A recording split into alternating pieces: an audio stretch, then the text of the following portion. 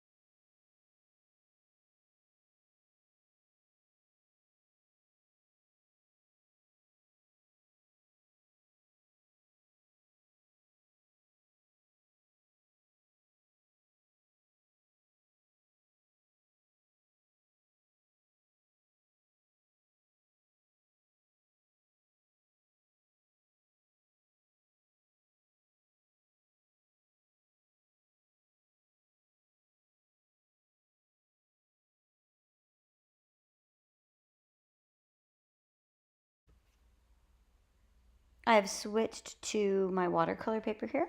And as we learned in the previous segment, thinking about an oval on top, a large or fat circle on the bottom, I'm drawing my pear on my watercolor paper. I'm using 300-pound watercolor paper because it tends to hold up any amount of water that I need to use here without buckling or warping. You certainly could use 140-pound paper, but you probably would need to soak it or stretch it. And you can Google on how to do that or check out my website. And even also, if you're using 140-pound paper or a lighter paper, you probably would need to tape it down even, or just use less water. But I really like 300-pound paper. Sketched out my pear, just making some fine-tuning choices before getting started on mixing paint.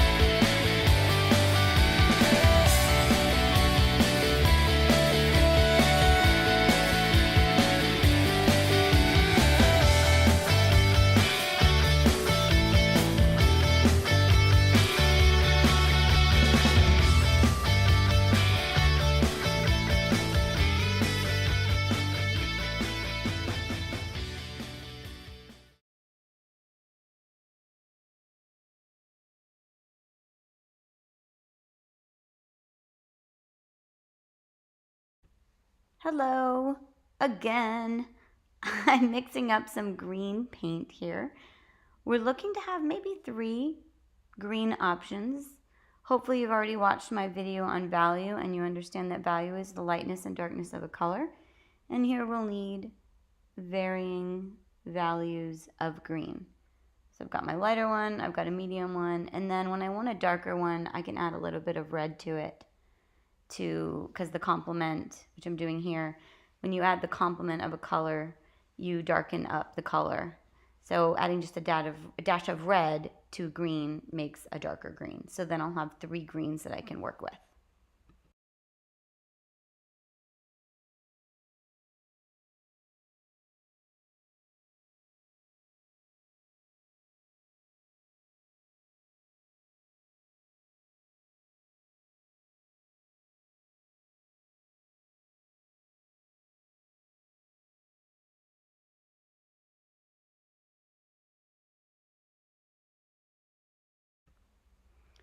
Just spending a little time making sure that I have enough of each value of the green before I get started.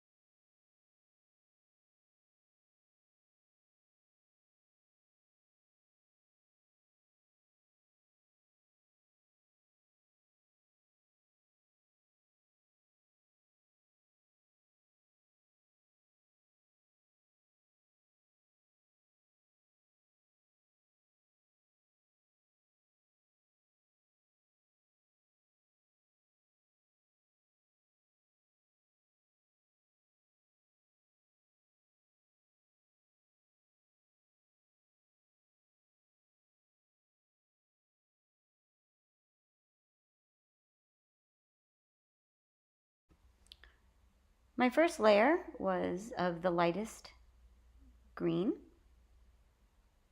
and I left a few holes of white popping through. My second layer is the medium green. I'll use a little bit less of that. You'll use a little less of each value as you add it onto the top. You can mix it in, blend it in, maybe even clean your brush, wipe your brush off, and just use the brush as a tool with no paint on it to blend and work the transitions from light to dark. And again, I can't mention enough that if you watched my value lesson, we painted a sphere using purple, and we talked about being able to transition that light to dark, and that would be really helpful since this is also a round object.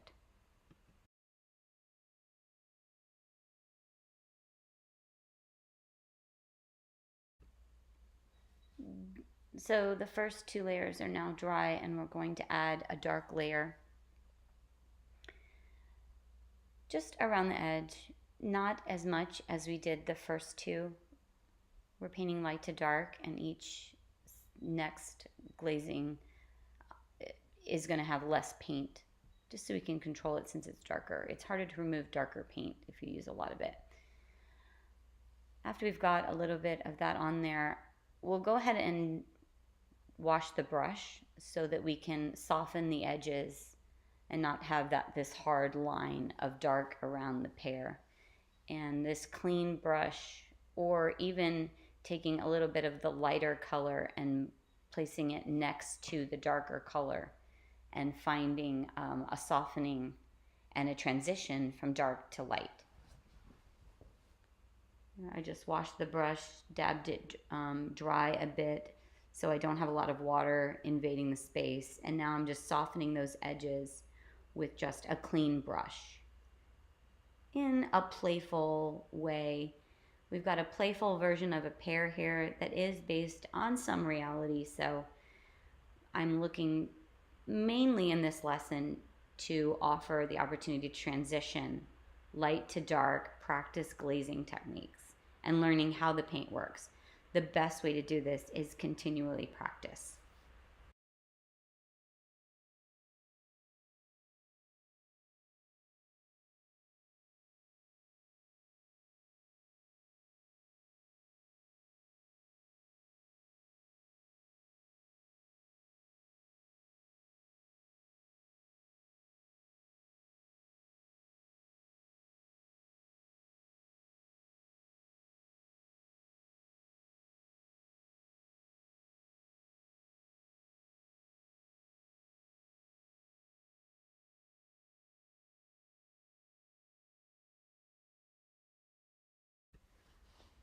And I made an even darker green by adding some more red to my darkest value of green that I had, and just placed it around the edge. And you can see it was wet on wet, so we've got that nice blossoming technique, blooming rather, of color bleeding into the wet. And then we'll take the lighter color and add that into our leaf.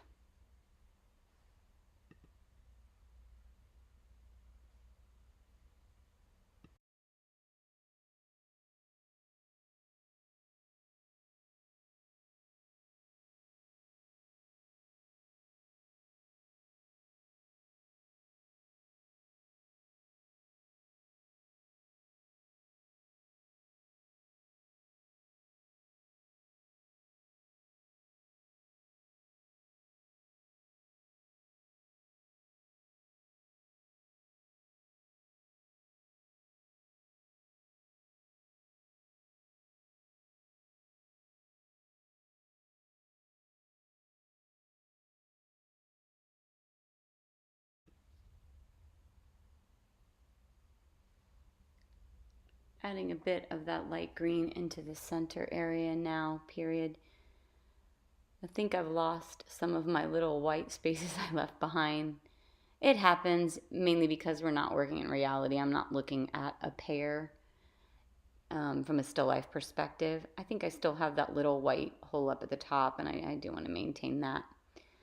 I like the extra light color I just added in the center. I like the blooming, fun transition where we've got dark, medium, light.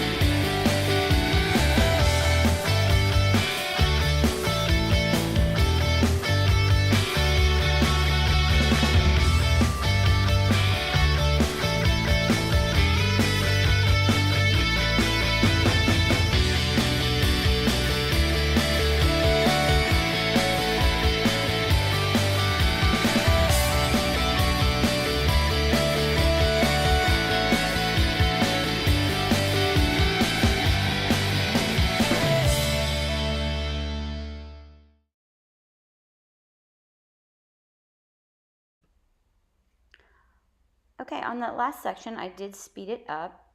I added a layer, very, very thin line of the dark green around the edge of the pear. Then I washed the brush and worked on the transition using just a clean, mildly damp brush from working the dark into the existing layers of the pear. Our next step now is I made a little bit more of the dark green, and we're going to do that similarly on the leaf.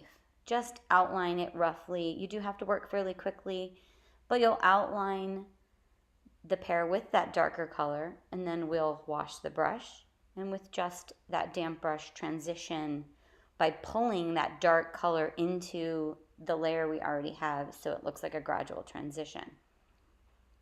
I say that we need to work quickly, and that is something you do have to consider because sometimes when people are beginning to paint, they're a little timid about making a mark on the paper, and being fearful can allow the paint to dry if you're not timely, and then it just doesn't blend as well, and you could have hard line marks and not the smooth transition that you're looking for, or even the playful transition.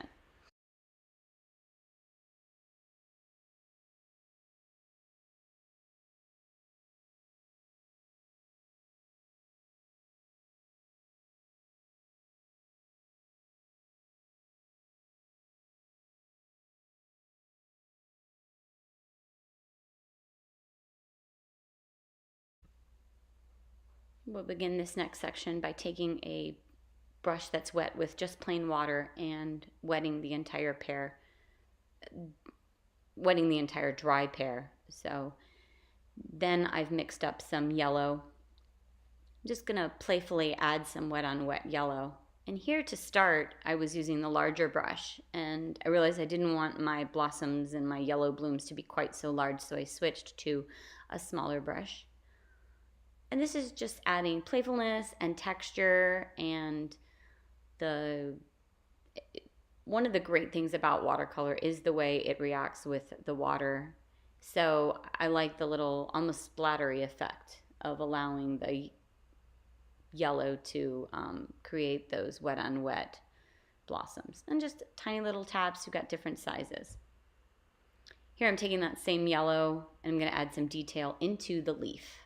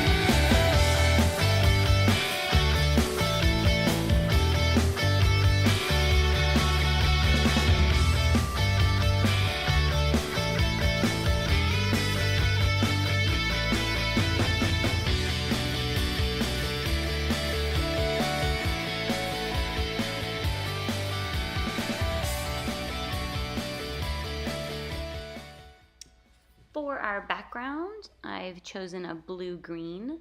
So I just mixed up a dark blue, our medium green, just find a color you like. I switched to my largest watercolor brush. It's a Neptune quill. I like them, they hold a good amount of water. You can just make some nice background strokes. I've got a very watery version of this light blue-green, just covering the entire background so that we can do a wet on wet with different values of this blue-green.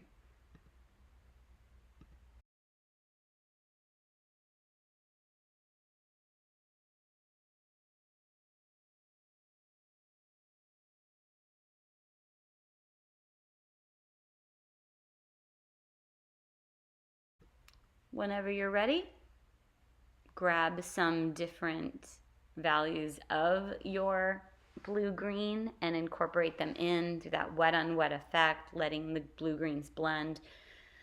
Remember, this is something that takes practice. You've got to work in a timely fashion so that your paint doesn't start to dry.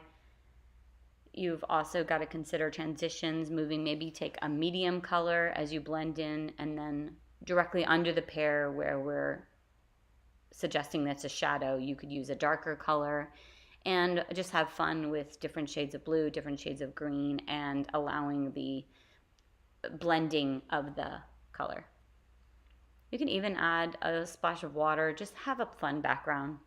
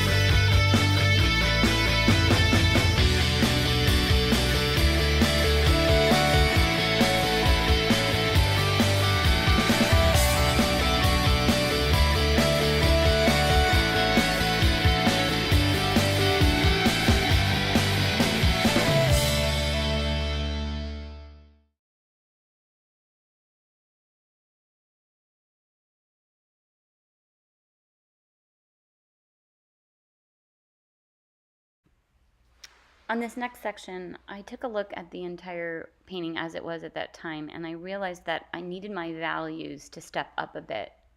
When watercolor dries, it tends to dry lighter, and when you compare light to dark, I felt like I didn't have enough dark, enough contrast in certain areas, so I just went through and added another layer of the very dark green around the edge of my pear, and I also ended up adding a little more shadow at the bottom. Here you have to be very careful. You can see that my background is still wet and I'm going into the pear, which is dry, but I just want to make sure that I don't bump so that I don't bleed into the background. But kind of take a look back. Do you feel like there are areas that should be darker, should be lighter? It's a constant going back and forth, especially in watercolor, since as it dries, you'll notice things aren't what they seem, that they're just not as dark because of the way the drying is. And then also, you may think you're dark when your background is white, and then as soon as you add a new color, a new element, you realize you could step it up a level. So just push and pull back and forth right now.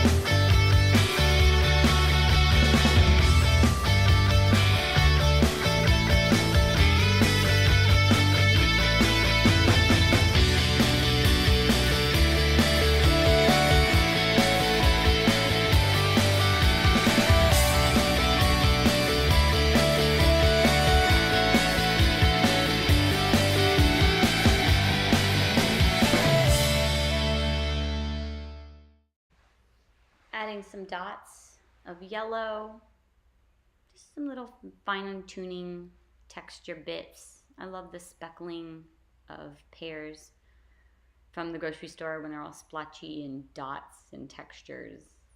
So have a little fun with it.